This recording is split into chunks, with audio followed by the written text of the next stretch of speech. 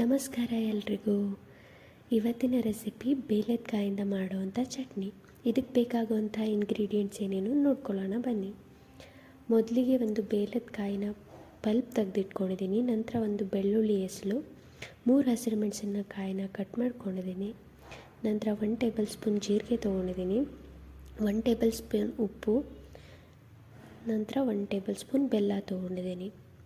ನಂತರ ಒಂದು ಬ್ಲೆಂಡರ್ ಜಾರ್ಗೆ ಬಿಡಿಸಿಟ್ಕೊಂಡಿರುವಂಥ ಬೇಲದಕಾಯಿ ಪಲ್ಪನ್ನು ಹಾಕ್ಕೊಳ್ತಾ ಇದ್ದೀನಿ.